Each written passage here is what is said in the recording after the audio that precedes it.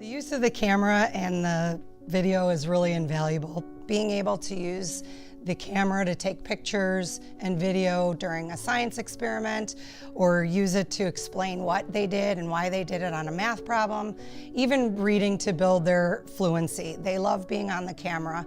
It does show student voice so much.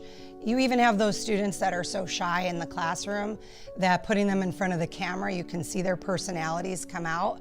And over time, they even become more comfortable than showing their videos within the classroom to the other students.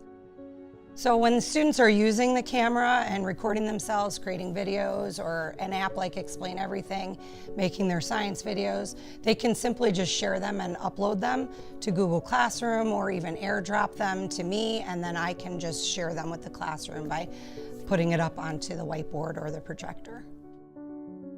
So just like students logging into the computer, they simply log into Chrome first, they can get into their Clever, and then they have access to everything that they need. They can get into Imagine Learning from there, which will then direct them to open the app just by clicking on another step or another button.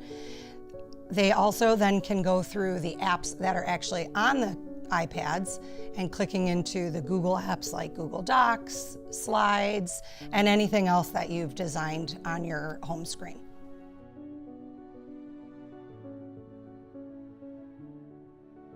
Having one-to-one iPads in my classroom now, I have seen a shift in the way I start my day with the students, as well as providing instruction.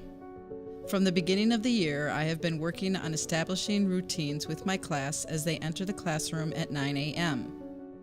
Students know they are to get right to work on the task at hand, from completing unfinished assignments, reinforcing previously learned skills, or meeting with me for some additional assistance before the day gets going. I like this time to touch base with the class in a more relaxed manner. With the iPad, students can get right to work. They access curriculum-supported apps via the Clever page in just a click or two. For example, students can complete a diagnostic test and then practice recommended lessons, new skills related to our math lesson, or other gaps in their skills. The students love using the iPads to write on the screen. They also enjoy their quiet time to read on Mayan, play math games like Prodigy, or spend time on Imagine Learning. We have used iPads throughout the year for research projects in social studies, science, and writing. Students choose different apps to showcase their learning. Today we are working on social studies research using split screens and other features. Using one-to-one iPads also reinforces the group growth mindset approach to learning that I try to model in 5th grade. We are all constantly learning from each other, asking for help, and sharing. Oftentimes our students know more than I do on these devices. As we are working, the 5th grade think tank kicks in. For example, if someone does not know how to format or create something, we open it up to the group. Undoubtedly, one of my students knows how to do it. Students will mirror their iPad to the Apple TV and become the teacher. They become the expert, and they love that.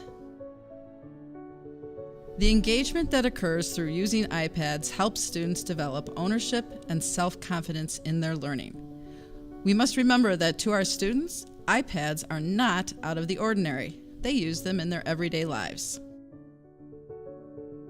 As you can see, the iPads are a motivating supplement to the curriculum that enhances the learning process in 5th grade. We are learning together, and that is what makes this such a fun endeavor.